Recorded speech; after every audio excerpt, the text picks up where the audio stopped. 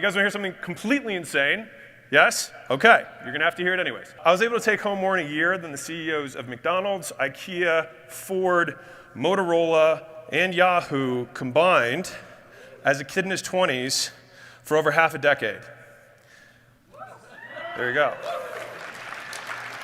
Which resulted in $200 million in portfolio revenue as of today. We crossed $100 million by age 33. And to be honest, no one's more surprised than I am about this outcome. And so me expressing this will create envy in some people. It will create anger in others, skepticism in most, confusion in old people, and inspire a select few. And so the select few, you are who I'm making this for. Everyone else, you can chill. But you are the people that I'm making this for. Let's go back. There we go. So, who wants to hear about some stuff that can shortcut their path to material success so they can ponder the purpose of achieving it to begin with? All right. So, we're going to cover 3 things today. This is fresh from this morning, right off the press. Number 1, how making money really works. Number 2, why new stuff is making you poor. Number 3, why better is the way. You're like, that doesn't make sense yet. It will. Said simply, who wants to make lots of money? Who believes that you have to work hard to make money? No. Who believes that no one can outwork them? You're going to see where I'm going to go with this. Well, I'm going to attempt to prove you wrong. The reason this is so important is that all of us claim, or I have heard, who here has seen a guru on the internet say, no one can outwork me? Who has heard people say that on podcasts, make Instagram posts about it, whatever? It actually drives me fucking bananas. And it drives me bananas because it teaches the wrong lesson. So, how can we claim that we work every day, and yet we can't even define the word? So how do you define work? The science definition is work equals force times distance. Problem with that is it's not very useful for knowledge workers. Most of us are not actually doing manual labor, not useful. The second way is that you can think about it in terms of inputs of time, right? Like, is that how hard you work? No one can outwork me. I work longer hours. Do you think you're the only person who works 16, 18 hours every day? Like, go to China. I don't even know if anyone in America can say it. I'm being dead serious. So that's why when I see these things, it just drives me fucking nuts. So the problem with that is that many people work all the hours they're awake. And if you suggest working more hours, then you're sleeping less, and I don't think that's a good idea for knowledge workers. So why can no one outwork you again? Right, so everyone's working those hours. So then the next one is like effort. That's how no one can outwork me. No one's going to try harder than me. So you want participation trophies. Is this how you want your employees to think that they're working hard? I mean, not me. I wouldn't want that. So if it's not force times distance to define what work is, and if it's not the amount of time we're putting into the work that we do, and it's not the effort that we are expending or how hard we try, then what's work? We have to get clear on it, because if that's what we have to do to make money, then we got to know what we're actually trying to fucking do. So here's Alex's definition. Work equals outputs. Fancy image. Outputs equal volume times leverage. In plain speak, number of times you do something times how much you get out of each time you do it. How do we work faster? Work rate equals that same thing divided by time. Plain speak, output per minute of time. That is how you work faster. Which means that the hardest working man in the world can be objectively measured. That guy is the hardest guy working in the world. In 2022, he had $140 billion in net worth. For context, that's more than Bill Gates did his entire career in 1 year. Think about that for a second. And then the next year, he did the exact same amount again. FYI, that's $2 billion a week. So output divided by time, there's the time, 1 year, there's the output. He's the hardest working guy. So who's going to be the 2027 champ? The point of me doing this is that I hope it's somebody here. Who would like to be the 2027 champ? All right, let's rock. So if you want to be it, then please pay attention. This will help you. So how can we get more output, which in the game of business is enterprise value? It's how much shit is worth. Outputs, right? We have this one, and now I've got a nice flexi arm. Volume is the number of times we move the lever. I literally made all these images this morning. All right, I'm very, very proud of them. All right, volume is the number of times you move the lever. The leverage is the length of the lever itself that you're using. The outputs is how much you can lift on the other side. So let's look at a couple examples. You guys can just shout it when I say, just say high or low. So high or low? Low. High or low? High. High or low? Very high. The reason I put this one in here is that at a certain point, it's not about how strong the person is. It all depends on how much leverage you have. That's the point of this slide. Now, high or low? Volume times 1,000, the thing's just as long as the other one. Highest, yes. So now that we understand what work is, you can either do more activity or you can do it with more leverage to get more output. Doing more is capped by time and physical ability. How much you get, AKA leverage, is uncapped. No cap. I learned that. Gen Z, there we go. Now, fun fact, Warren Buffett took home $500 million in dividends last year from Coca-Cola as an owner. The CEO took home 50. He spent less time working on Coca-Cola than the CEO did. So, is he working harder? By the definition that we did, yes. More output. We've been playing the game wrong. If you want to outwork your competition, what you really should be doing is out-leveraging them. So who gets more done?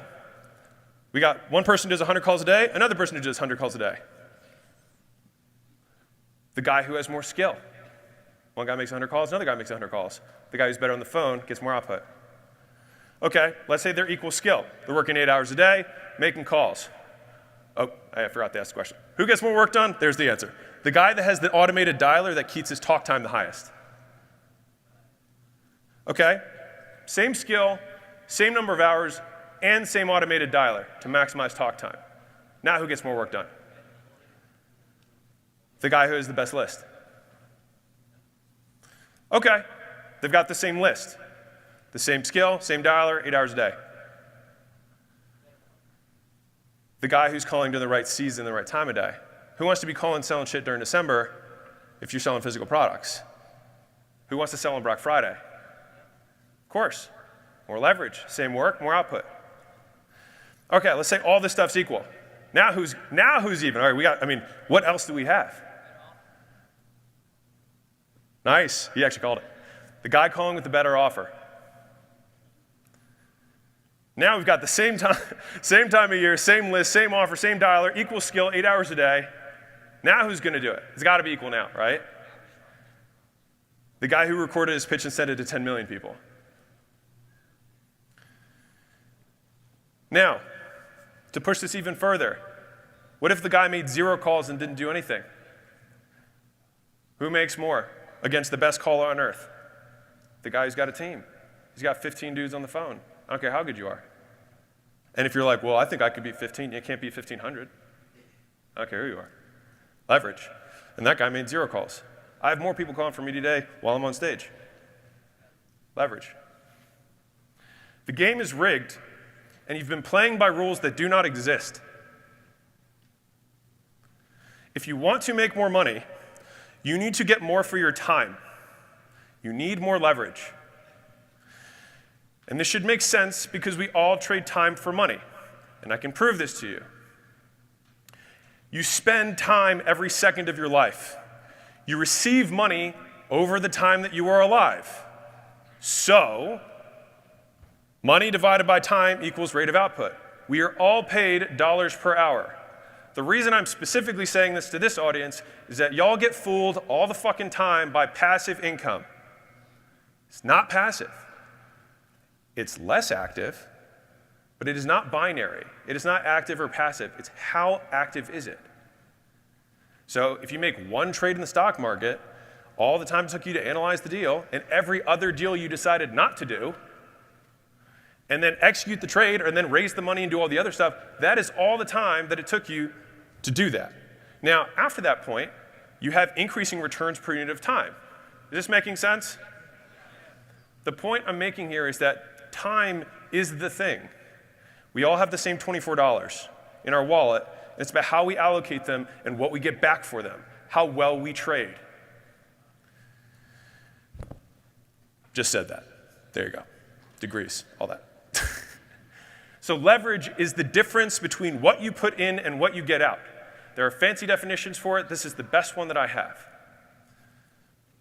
And so I said I would cover 3 things. The first one is how making money really works. The answer to that question is leverage. You make more money by trading your time for more shit, more output. The second is why new stuff is making you poor. And this is especially relevant for everyone here. Part of this, again, was inspired by the conversations I was having last night at Yogurtland. So thank you for everybody who showed up for that. This is also how not to get leverage. And I felt compelled to make this because I hope that some of you identify with this, because I would bet that the majority of you are doing this. How not to get leverage. There are 5 pieces to this that I want to break down today. Number 1, uninformed optimism. Number 2 is a story I'll tell you about a construction buddy of mine. Number 3 is something I call the magic wand story. Number 4 is half-built bridges. Number 5 is the woman with the red dress. You're like, I have no fucking clue what that means. You will. So let's start with uninformed optimism.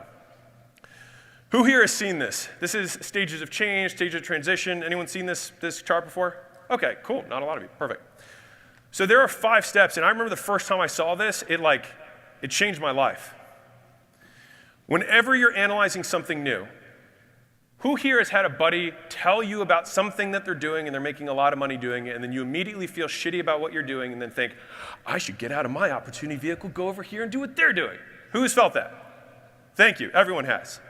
The reason is because we're at step 1, which is uninformed optimism. You don't know enough about what they're saying. They're just giving you the highlights. They're giving you the Instagram reel. They're not giving you the real. Yeah. Once you decide to get out of your little vehicle and then go over there, then you tell your buddy, you're like, hey, why am I not making money? He's like, oh, well, there's like 100 other fucking steps that I didn't talk to you about in the beginning, but and it's actually nearly impossible, and I got really lucky that one time. And now all of a sudden it looks like all the people at your old job are making more money than you. But yeah, let's keep doing it. So you move to stage 2, which is informed pessimism. You are now aware of the shit that is involved to make the money that you want in this new thing. Now you think, okay, this is probably the worst part. But then time elapses, and it's still shitty, and you still haven't made money yet. It blows more now because you have invested more time and still have 0. So your actual output to time is lowering, which is why it's so painful, which is where people get into the crisis of meaning. Why the fuck am I doing this? What does money even matter anyways? You know what? I'd be happier if I just spent more time with my kids. You change your goal because you encounter difficulty. And so what happens most times is that people then crash and burn. I'm going to skip 1 forward and then I'm going to come back because I want the visual to work the way I want. Fuck it. Okay, so if you're at the crisis of meaning, this is where most people offshoot. What happens here, where that 4th dot there on the bottom, if I were to cross it out and write uninformed optimism again, that's what most of you do. You find about something cool. Informed pessimism, it kind of sucks. Oh shit, it's way harder than I thought. Uninformed optimism, I'll try something else. And then you do it again and again and again. And the difference between video games and real life, where you face the boss and you can't pass the level until you beat the boss, is that when you die in the video game, you restart a few seconds later. In the game of entrepreneurship, you start years later. This is why people don't progress. They keep fighting the same boss that can't learn the same fucking lesson. They keep losing. And I'm saying this because some of you, I heard at Yogurtland, and I know that that's representative of other people here, you keep fighting the same boss, and the boss is being able to stick with it. Is getting through, in different charts on this, the crisis of meaning is also called the valley of despair, is getting through. From there, you get into informed optimism. You figure out that little thing, you're like, I had to do this one thing, and then this started working. And then, you know what? I found out I could clean the list through this tool I found on the internet because I joined this forum, and they started doing that. And then all of a sudden, my pickup rates tripled, right? Or my response rates tripled, or my throughput on my website went up, whatever it is, right? And so you have to get through that piece. Then you get to informed optimism, and then number 6, you achieve. And then all your friends are like, yo, what are you doing? And you're like, oh, I got this thing. And then all of them come, right? That is where most people start something new, over and over and over again, and they don't learn the lesson. And so this is what their life looks like. Over and over and over and over again. Who here has more than one business in the last 24 months? Be honest. Thank you for being honest. I appreciate it. First thing, it's normal. I had 9 businesses and I was broke. So I say this with the pain of experience. I'm not saying this to be on a pulpit. I'm saying it because the faster you can get through it, the faster you will start making money. You have to beat the boss. Everyone thinks the grass is greener, but the other side's still lined with shit. So, that's why the grass is so green. There's shit everywhere. I have a CFO who's been with us for a long time. She went through all of our exits last year. She's probably almost 60. And she has this saying, she's like, it's all shit. Doesn't matter what business it is, they all got shit. She's Southern. And Suzanne's awesome. But it just always reminds me of this, is that there's always shit. And whenever we're starting something new, we encounter something that we didn't know before, and we're like, oh, this makes this shittier. And then we think, well, are we going to jump out? No.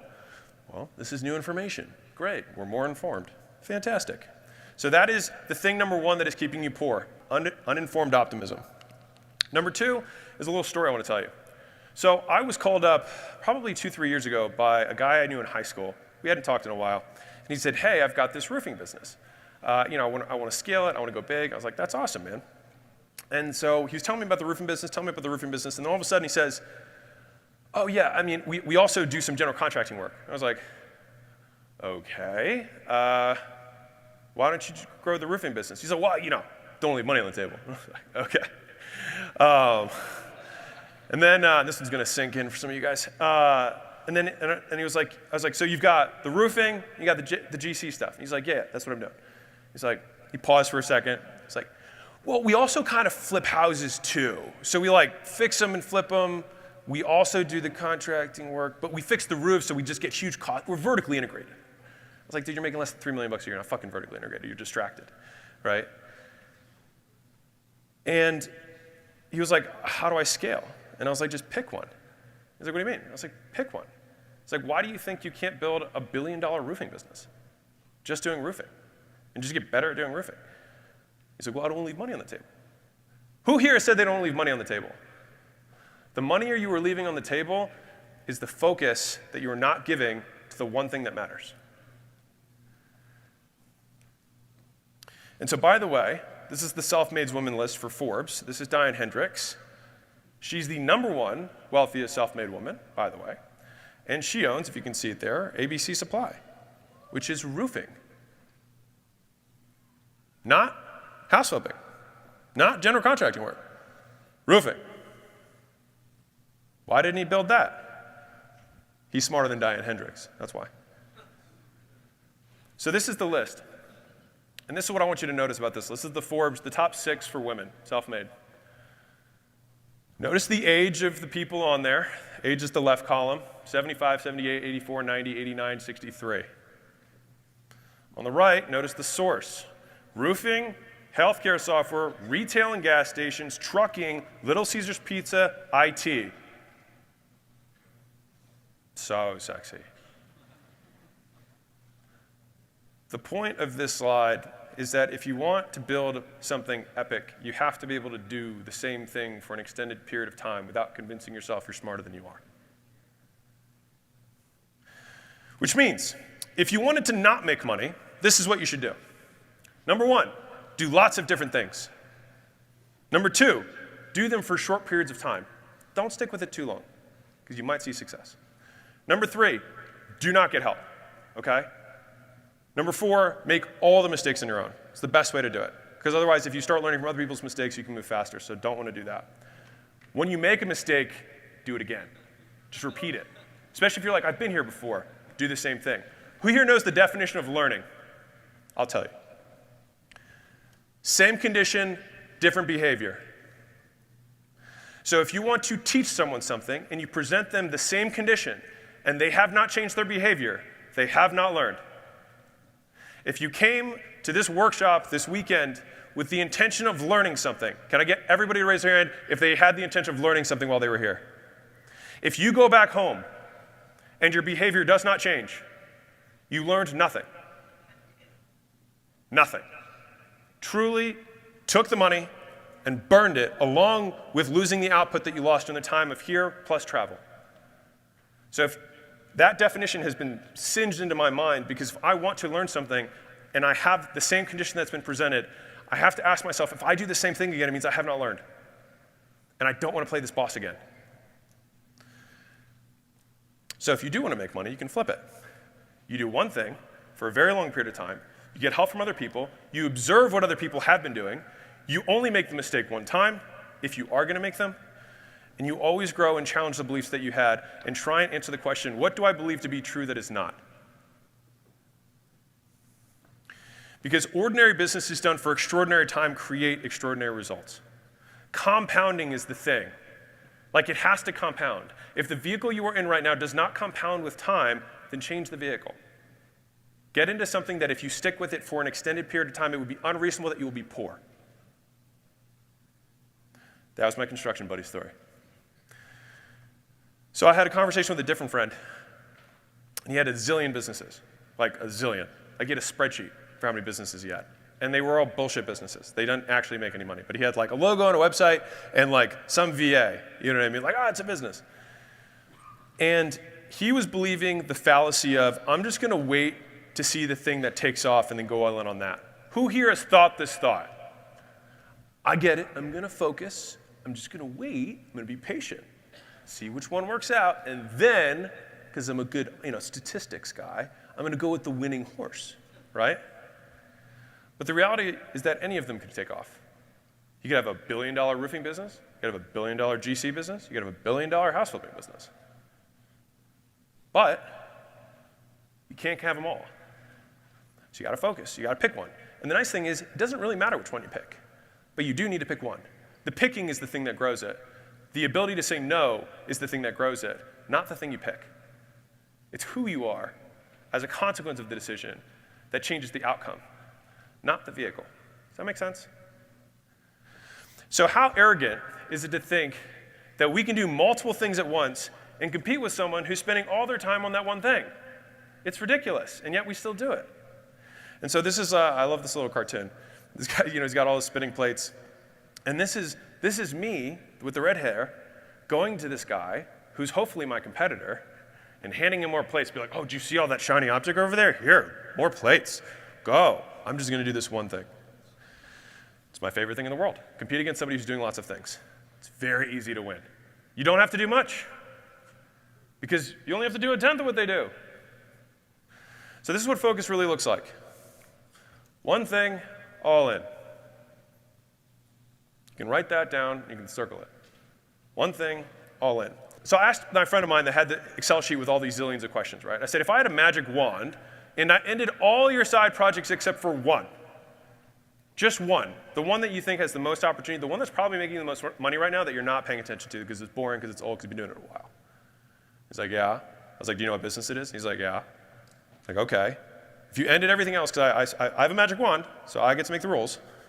Magic wand. They all disappear. I said, how easy would it be to grow that thing? He just looked at me. He was like, really fucking easy. I was like, interesting. And so he's like, but that would be so hard because of insert real reason that no one gives a fuck about. No one cares. But I have to fire that, But I would have to shut down the, But I would have to lay off the, All the riches you want are on the other side of a few hard conversations. And most people spend the rest of their lives not having them and being poor and wondering why. It's gonna suck. It's gonna be okay. That was my number 3 story, the magic wand. Number 4, my favorite story. Who here has seen The Matrix? Awesome. You need to become the person who can say no to the woman in the red dress. The woman in the red dress is the representation of everything that is shiny, object, and beautiful and wonderful in the world, whatever your flavor of woman in the red dress is. And the thing is, and this is something that I have now learned painstakingly, is that being able to say no to the woman in the red dress changes at levels. You can say no to the woman in the red dress who's a crackhead on the corner, right? $1,000 a month. You're like, I can say no to her, no worries. I got something better, right? But then the $10,000 a month girl, you're like, okay, interesting. And if you're making $10,000 a month, it's hard to say no to that girl. But let's say that you're a hardworking, disciplined motherfucker. You get to $100,000 a month. There's a $100,000 a month girl that's an opportunity that is much bigger than the one that you said no to before. And you have to learn to flex the muscle at every level. This is a lesson that I learned the hard way. I started a supplement company when Gym Launch was doing $26 million a year. And rather than say, oh, why don't I just take Gym Launch to 40 next year, I'll start another thing. Gym Launch stayed the same, and then I added another source of revenue that got us to 37. But it was a mistake strategically.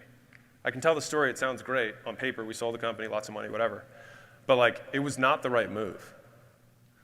And so I had learned how to say no to a $1 million opportunity, a $5 million, a $10 million, but I hadn't learned how to say no to a $20 million opportunity when I was making $20 million. And so the woman in the red dress becomes more seductive, more attractive, the better you get.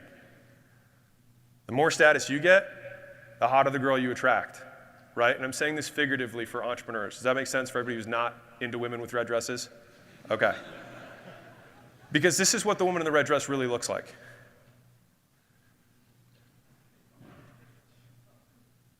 Just ready to smash your shit and distract you and spread you thin so that you can't keep your eye on the ball.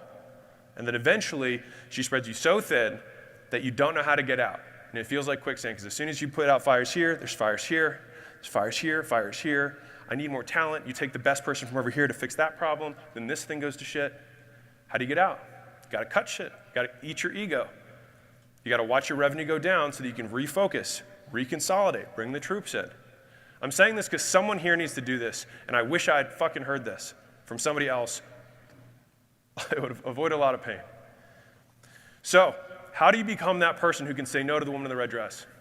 You do the activities someone with those character traits would do, despite not feeling good about it. So I'll tell you a story that'll drive this home. So Layla and I were on this walk not that long ago, and I said, I was like, I'm so impatient. I need to be more patient, right? And she was like, I don't think you're impatient. I was like, yeah, I am. I fucking hate this. I want this to be faster. I want everything to be bigger, faster, stronger. She's like, yeah, but you're not changing your behavior. You feel that way, but you haven't done anything that's not aligned with the long-term strategic vision. I was like, yeah, but I feel fucking terrible. I want to be like Zen about it. She's like, yeah, but that's not how it works. She's like, patience is about the behaviors we do, not how we feel about behaviors. So who here has heard the quote, courage is not the absence of fear, but it's action despite fear, right? Patience is not feeling impatient and feeling terrible about waiting, about not jumping on these opportunities. It's about not jumping on the opportunities despite feeling like shit about it and wanting to, right? Loyalty is not necessarily about the fact that your eye doesn't get caught every once in a while, right? Or maybe even feel a desire that you wish you didn't feel. It's about whether you act on it. Because who here would rather have somebody, I think you already know where I'm going with this, right?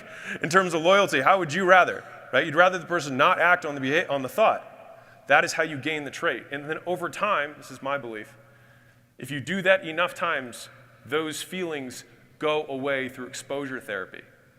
You get exposed to this condition over and over again, and eventually, you know that you don't die, because that's what it feels like. And so whether it's a loyalty issue, an integrity issue, a courage issue, a focus issue, which is the point of this message today, to become that person, you just start acting like the person who has those beliefs, and you behave in that way, and then it will stink in. Woman in the red dress. So, new distractions kill leverage and keep you poor. Focus multiplies it. I said 3 things. Number 1, how making money really works. It all comes down to leverage. Number 2, why making new stuff is making you poor, which means you have to focus. And number 3 is why better is leverage. This is the make money part. Here's the simple approach to growth that we use with our portfolio companies. Better is better than new. Better is leverage. Because remember, leverage is how we get more from what we put in. If you do it better, you get more for what you put in. That is leverage. Examples. If you have call scripts, if you make content, if you have websites that you are building, if you have follow-up sequences, if you have offers, if you do the current thing, you get what you currently have. If you make it better, you will get more from the activities. You can create leverage in your business by being better. And better comes from boring. Most of us solved an emotional need by quitting whatever we were doing to start to become an entrepreneur. And then we had a positive reinforcement from that behavior. And so then we learned that as a way of life. But the problem is that the thing that forced you or gave you that emotional, that decreased your action threshold, thus that you would jump into the next thing, is the very thing that will make you jump out of the opportunity that could become your billion-dollar thing.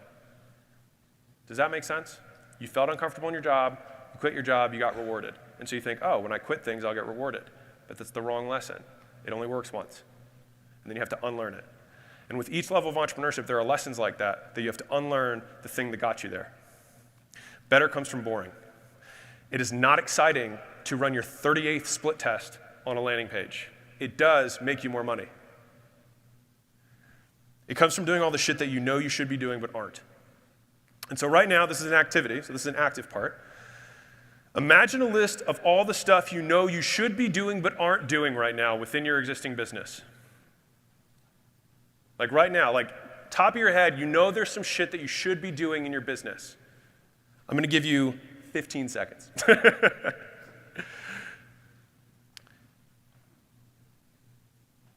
The reason that stuff is so important is because you already know what you need to do. And we come here to get rah-rahed, etc. But the shit is on your desk at home. That is the work that must be done. It needs doing. And most of us know what to do, and we don't want to confront it because we want to do something more stimulating and exciting that makes us feel alive, and your business doesn't give a fuck. Better is boring, and better gets you more for what you put in. Better is leverage. Now, imagine who here has a few businesses. It'd be really fucking hard to make that list, wouldn't it? There's too much shit. It's too much stuff to make the business, which means it becomes impossible, which means that's why you have to pick one, because there is so much stuff that has to be done to do one business right. Just do it right. If you do it right, you grow by default. It is a promise. Who here is like, I know I should be doing more email follow-up. I know I should be calling my leads within 5 minutes. Who here thinks that right now? Okay, let me ask a different question. And many of you did raise your hand. Who here calls all their leads within 5 minutes? Okay, like 2 hands. You will triple your sales. Triple. Triple. Who wants to triple their fucking business? Triple. But that sounds boring. Sure is. Got to implement a CRM. Got to get round robin set up. Leads got to come in. You got to figure out how call prioritization works between the team. That's boring. Makes you a shitload of money.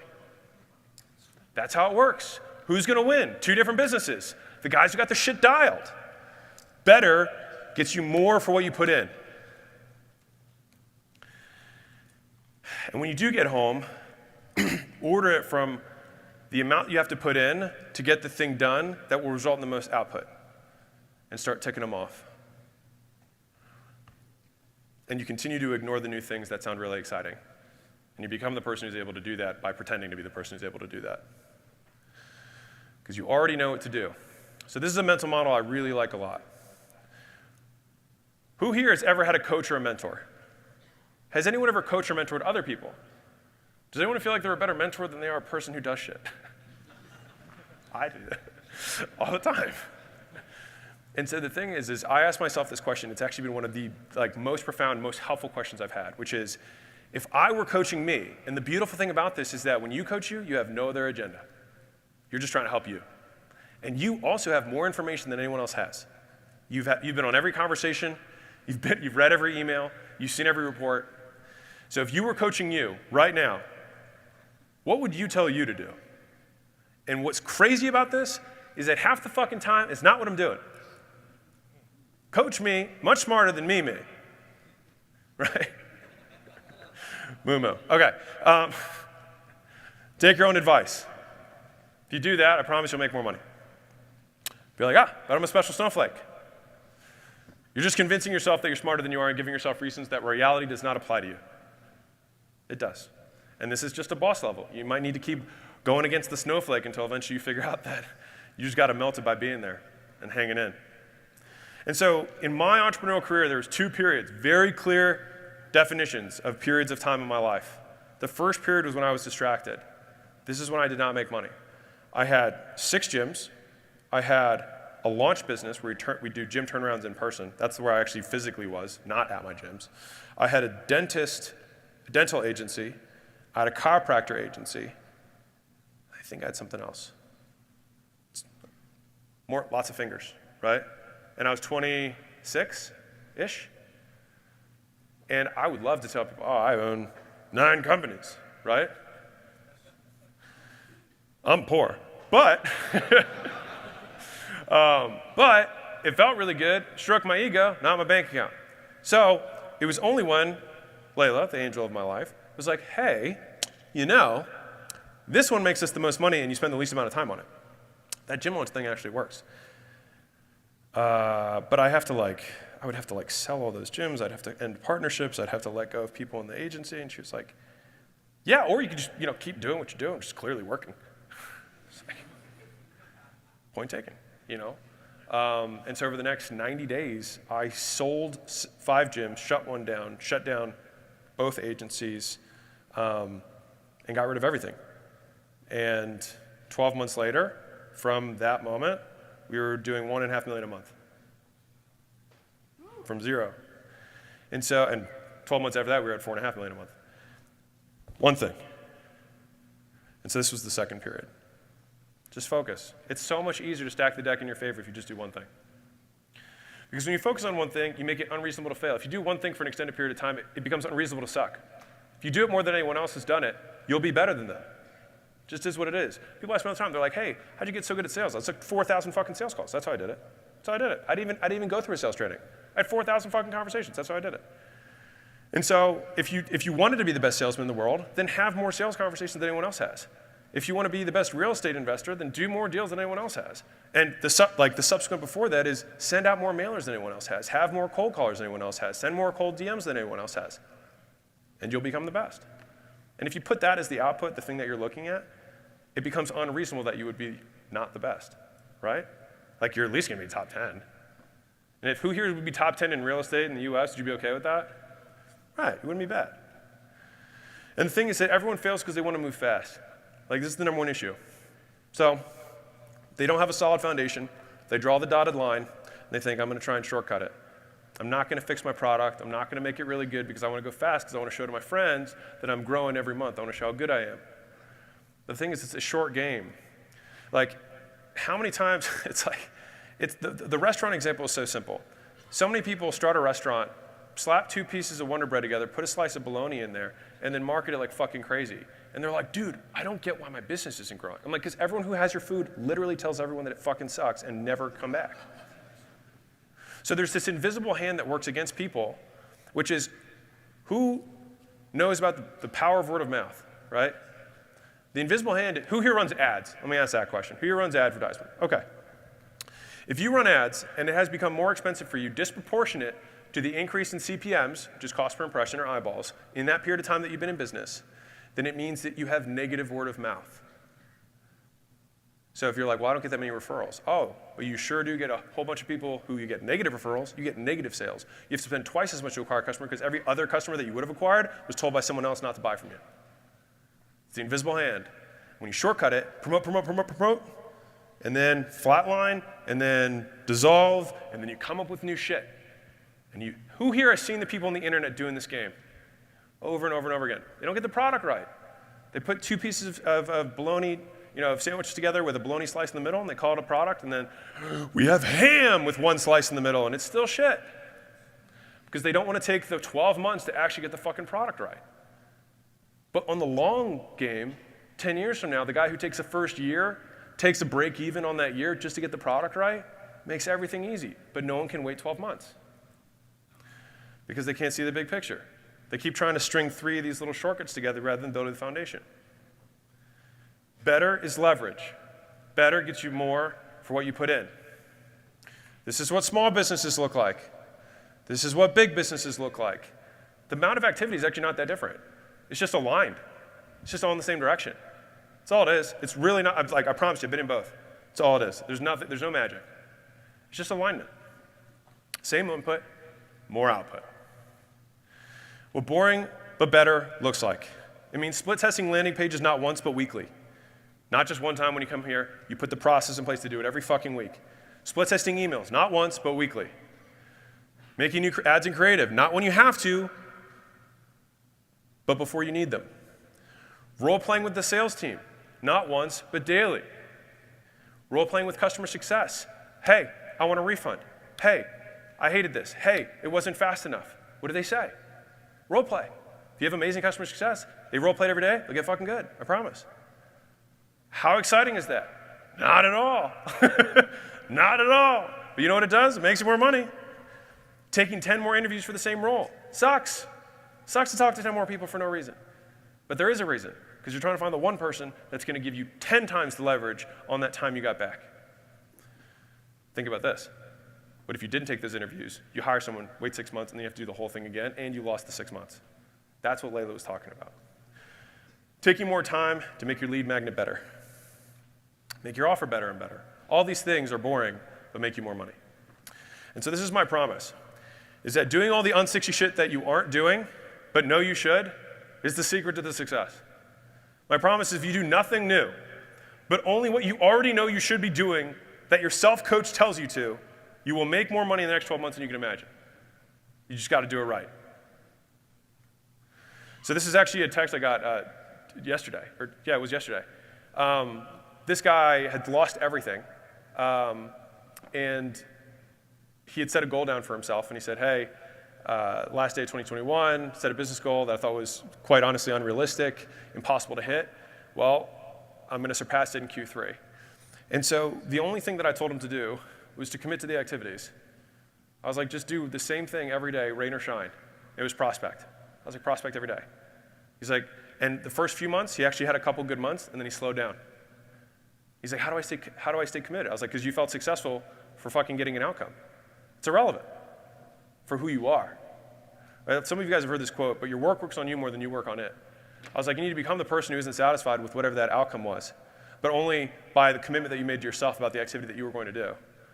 And so whether it was up or it was down, it divorces the actions from the outcome. Not to say that the outcome is not the work, it is. But in terms of who you are is forged in the repetitive act. Final point. Who here knows the difference between a 7 out of 10 book and a 9.5 out of 10 book? About 20 times the work, realistically. Who here knows the difference in sales between a 7.5 book and a 9.5 book? About 1,000 times the sales. And so, if you do 20 times the work and get 1,000 times the effort, that's a 50x increase per unit of input. It's a lot. It's worth it, but you do have to do 20 times more work. That is leverage. An opportunity is missed by most because it is dressed in overalls and looks like work. And so I said I was going to cover 3 things, and I have a little thing at the end here. It'll take me less than 5. You guys cool with that? All right, sweet. So I said I was going to cover 3 things. I want to make sure I filled my promise. Number 1 is how making money really works, leverage. Everybody feel good with that? Does that make sense? All right. Number 2, why making new shit is making you poor and why you have to focus. Number 3 is why better is leverage. Awesome. And so I want to wrap up my presentation with a quick demonstration of leverage in the real world, getting more out of the same thing. Okay? So we're going to do an exercise to wrap this up. And I think that it will do more than anything I could say with these slides. This will probably be what you remember, unfortunately, with all my pretty pictures. So I'm going to take a single action and increase the leverage in real time in front of you. Is that cool? So you'll see a before and after in front of your eyes. It's like a real-world money magic trick. Okay? So I gave you a lot of examples of things you can improve in a business. Better calls, better content, better sales scripts, better website, better follow-up, better offers, right? So what I'm going to do is I'm going to highlight just one of these things, all right, for you right now, and show you how many riches lie unlocked within your business today that you already know about. So I'm going to focus on offers because it's an easy one I can do in front of everyone. All right, so I'm going to show you the leverage of a better offer. So I'm going to sell you a book for $100,000. Just kidding. $1,000. So the point of leverage is a better offer. Sorry, the point is leverage of a better offer. One action, selling, one product, a book. Leverage is how much money it fetches for the same activity. Does that make sense? Our equation, does it make sense? Okay. Here are the directions for this activity. The moment you feel that $1,000 of value has been created, please stand up and stay standing, okay? Does this make sense? This is simple directions. If you feel $1,000, then stand and stay standing. All right, I'm repeating it. 100,000, just kidding. Typo. So, let the leverage building begin. I have 10 books with me today. Who wants one for $1,000? Raise your, or stand up. Wow, thank you. Stay standing. 3 people. We already have $3,000. Isn't this exciting? All right, I didn't even tell you what it was yet. It's a really good book. I'm probably giving it away. Who now wants it? I said it was a really good book. No more people. Okay. It's a bestseller. Still 3 people. Oh, 4. There we go. 4 people. Ha-ha. It's my book, right? Now, I got 1 more. 2 more. 3 more. All right. 4 more. So we got 8, 9, 10, 11. I've already accounted for my books, but just wait. There's more. So I said, who wants one of the 10 for 1,000? Right? We got all these? Cool. There's all the reviews. People say it's good. Very good rating. Please stay standing. It's also number 1, number 4, and number 7 for the last 13 straight months. Pretty cool, right? In marketing and sales. I think it's pretty dope. Please stand up. This guy read the book and quadrupled his monthly revenue just from reading the book. If you quadrupled your revenue, would that be worth it? Ah, we have 6, 7, 8, 9, 10, 11, 12, a lot more. Okay, this is it. Wow, probably have 40 or 50 up. Okay. But wait, there's more. Going to autograph the book. There's only 1 that I have autographed. Actually, that's not true. I think there's probably like 5.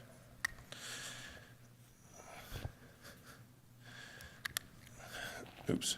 I had to get a really fat marker so you could see it. That's actually my it's embarrassing. Not yet, not yet, not yet, not yet. You gotta stand. You gotta keep standing. Gotta keep standing.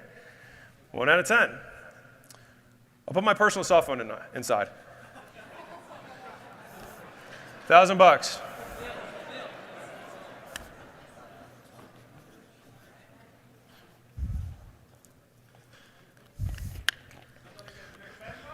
I'm not going to show it to you. All right, we got about 2/3. Okay. I'm going to review 4 of your sales calls, rewrite your script with you, and drill your sales team on how we set everything up. Does that work for $1,000? Stand if that's worth it for you with the book. Please stand. I'll have my traffic guy, who right now we get about 20,000 leads a day across our portfolio. He'll do an entire funnel breakdown. It's about 11 pages. He'll break down everything that you could do differently within the funnel, different headline split tests, different paragraphs, different copy things, different images, different layouts. Right now we average way more than 2x, but I feel confident saying we could double your traffic. All right, we're close. We're like 90%. I'll also use my network to recruit the 1 missing star player that you have in your company. So right now we will look at your company and we will find out what the biggest missing piece is in leverage and put someone in there for you. Stand up if that's worth $1,000. I'll also spend 2 hours with you on the offer that you're giving right now so you can get more people to click, more people to sign up for the calls, more people to show, more people to buy, and at higher prices. All right. I think I got like 1 person still seated. I see you. I see you. I'll see what I got. I'll see what I got. I'll see what I got. I'm also going to feature you on my channel. So that 2 hours, we'll televise it, and we'll distribute it across all of our channels. So right now that gets about 10 million impressions. So in real advertising dollars, it's about $100,000 in advertising, just in terms of, that's what people are willing to pay for 3 90-second spots. and it's a 30-minute spot. So it would be significantly higher than that. So if that's worth $1,000, let me know. By standing is how you do that. And if you don't make 3 times what you pay me for this book, I'll give you all the money back and you keep all the work that we did. That work? Measured over 12 months. That's the fine print. Fair? Please stand if that's still worth $1,000. I see you. And there's not 10 books. There's only one. Look around. And that's how you increase leverage to sell an offer. Instead of a $25 book, it's for $100,000. So does everyone understand, stay standing, does everyone understand that you just need to do it better? Output comes from volume times leverage. You must do more and get more from what you do. The way you get more from what you do is you first do everything that you know you should be doing better. The way you do that is to focus on one thing for a long time without distraction. Anything can become big with time. When you line all actions to a single outcome and you keep working at it, your success will look effortless and obvious from the outside, but you will know that it came from years of saying no to everything except that which mattered most. This is how we grow companies at acquisition.com, through leverage. Most entrepreneurs lack the who, the what, and the how to scale. At acquisition.com, we recruit the who, we give them the what, and we show them the how. And once an entrepreneur has all 3, the business scales by default. Layla already showed you these. We've got more free courses at acquisition.com if you guys like this stuff, if you want to learn more from us. And that's it. Thank you guys so much. I appreciate you.